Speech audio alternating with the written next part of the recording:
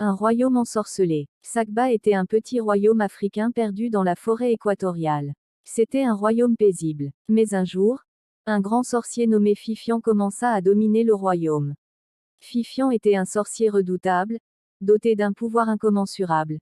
Mais il n'utilisait ses pouvoirs mystiques que pour faire du mal. D'où lui venaient tous ses pouvoirs? Certaines personnes disaient qu'il était allé les chercher en Inde. D'autres par contre disaient qu'il les avait hérités de son grand-père. Fifian avait un contrôle absolu sur la nature et même les hommes.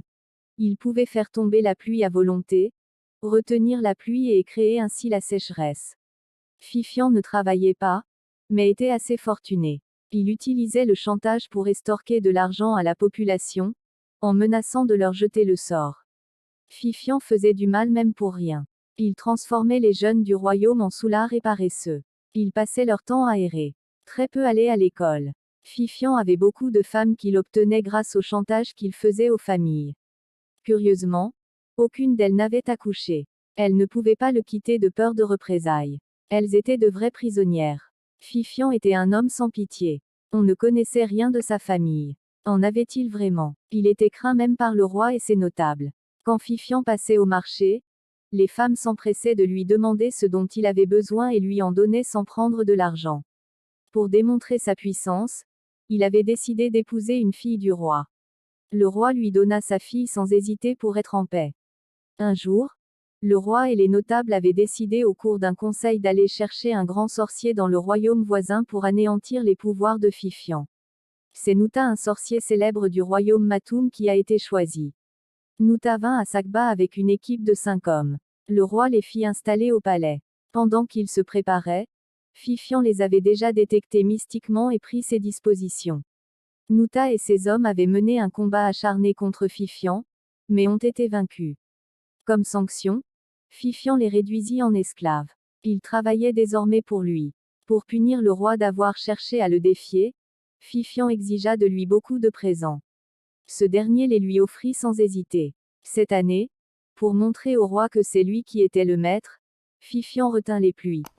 La sécheresse créa une disette sans précédent. La nouvelle fut répandue partout. Un jeune pasteur originaire du royaume nommé Emmanuel et qui travaillait en ville replia au village et s'installa chez sa tante. Emmanuel demanda à sa tante de lui raconter en un détail ce qui se passait dans le royaume. Ayant écouté sa tante, il lui dit: Ma tante, votre problème dans ce royaume est que vous ne croyez pas en Dieu. Fifian, c'est un mortel comme nous. Penses-tu qu'il peut avoir plus de pouvoir que Dieu son créateur? En tout cas, demain matin je vais aller voir le roi. Je vais mettre fin à cette histoire avant de quitter ce royaume. La tante de Emmanuel était inquiète du fait que son neveu veuille s'attaquer à Fifian. Elle lui dit: Mon fils, fais attention, Fifian est un démon. Ma tante, dit Emmanuel, Jésus chassait tous les démons. Avec son aide nous allons vaincre Fifian. Ne t'en fais pas. Le lendemain matin, Emmanuel se rendit au palais où il demanda à voir le roi. Emmanuel se présenta au roi et dit qu'il était un pasteur originaire du royaume.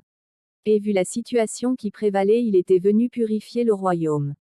Le roi lui dit: Mon fils, je le veux bien, mais il se trouve que le sorcier Fifian est très fort.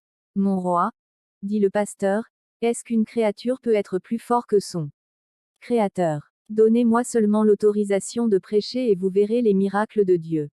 Ce qui manque à ce royaume, c'est la foi. Le roi lui dit: Va et utilise le foyer comme lieu de culte. Emmanuel fit appel à quelques jeunes pour aménager le foyer. Puis il commença avec quelques jeunes à prier, et progressivement les gens adhéraient au point où le foyer se remplissait déjà. Les populations commençaient à ressentir les changements. Les jeunes abandonnaient progressivement l'alcool et se mettaient au travail. Les pouvoirs que Fifian exerçait mystiquement sur les hommes se dissipaient progressivement.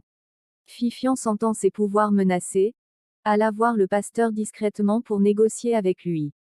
Il se rendit chez le pasteur la nuit et lui proposa un marché. Il demanda à ce dernier de quitter le royaume contre une forte récompense, parce que ses prières le dérangeaient. Le pasteur sourit et dit: Je suis venu dans ce royaume pour enseigner la parole de Dieu à tout le monde, toi y compris. Je t'exhorte plutôt à nous rejoindre dans la maison du Seigneur. Tu peux demander pardon à Dieu pour tout le mal que tu as fait au peuple. Si tu le fais, il te pardonnera. Jamais, dit Fifian, N'oublie pas que tu es sur mon territoire et si tu refuses de partir, je te ferai partir de force, c'est ce que nous verrons, dit le pasteur. Profondément fâché, Fifian décida de ne pas attaquer directement le pasteur. Personne ne l'avait jamais défié. Il sentait qu'il était en train de perdre son territoire. Il tente de se rapprocher de certains parents pour les convaincre de ne plus envoyer leurs enfants à la prière, parce que le pasteur est un ritualiste. Pendant qu'il buvait le vin blanc, un parent fit remarquer à ses amis que depuis l'arrivée du pasteur, la vie dans le royaume était devenue de plus en plus paisible. Il leur proposa qu'ils aillent massivement dans la maison de prière. Ce qui fut fait le lendemain. Sentant qu'il était en train de perdre le terrain, Fifian décida d'attaquer de front le pasteur. Il alla à l'église où il pensait que beaucoup de personnes seraient témoins de sa victoire sur le pasteur. Fifian arriva quand le pasteur était en pleine prédication. Quand les fidèles virent Fifi, certains par réflexe voulaient fuir. Mais le pasteur leur a demandé de garder leur calme et de l'accompagner par les prières lors de l'affrontement, car il savait que c'était pour cela que Fifian était là. Fifian cria, « Petit frère, sors, tu m'affrontes si tu es un homme. » Le pasteur sort avec sa Bible et dit, « C'est mon Dieu qui va mener mon combat », puis il soulève la Bible et dit, « Vas-y, je suis prêt. » Fifian se concentra et lança le feu vers le pasteur à plusieurs reprises. Mais à chaque fois la Bible lui retournait le feu. Après 20 minutes environ, il s'écroula. Un épaisse fumée noire sortit de sa bouche. C'est l'esprit maléfique qu'il possédait qui s'en allait dans l'abîme. La nouvelle de la bataille s'est répandue dans le royaume. L'esplanade du foyer s'est remplie en peu de temps. Les populations étaient autour de Fifian étalé au sol comme un mort, les urines coulant sur son pantalon. Après plus d'une heure au sol, il était toujours fatigué, sans doute du fait que ses forces l'avaient quitté. Le pasteur demanda qu'on l'aidât à se lever. Mais personne n'avait le courage de le toucher. Le pasteur sourit et dit, « Le Fifian que vous avez connu n'est plus là. Il n'a plus aucun pouvoir. Il est désormais comme vous. » Puis il l'aida à se lever. Tout honteux, Fifian se dirigea vers sa maison. Il trouva que toutes ses femmes étaient parties. C'était une libération pour elles. Il les maintenait mystiquement. Une fois son pouvoir fini, elles étaient libérées. La nouvelle parvint au roi par sa fille qui avait rejoint rapidement le palais. N'ayant rien emporté, ce soir-là, une pluie diluvienne tomba sur le royaume. La pluie que Fifian avait retenue pendant plus d'un mois alors qu'on était en période de semailles. Le roi envoya les gardes récupérer Fifian et le mettre en prison au palais. Il convoqua d'urgence un conseil de notables pour décider du sort de Fifian. Lors de ce conseil, Fifian fut condamné à mort par pendaison sur la place publique.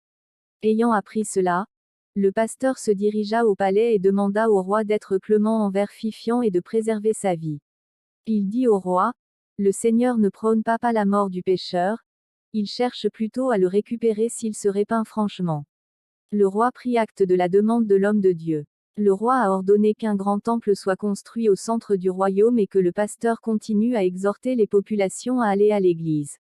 Les populations de Sakba sont devenues de grands croyants et le royaume a renoué avec sa prospérité grâce au travail de sa laborieuse population. Le roi a demandé au pasteur de demander à sa hiérarchie la permission d'évangéliser le royaume pendant un temps.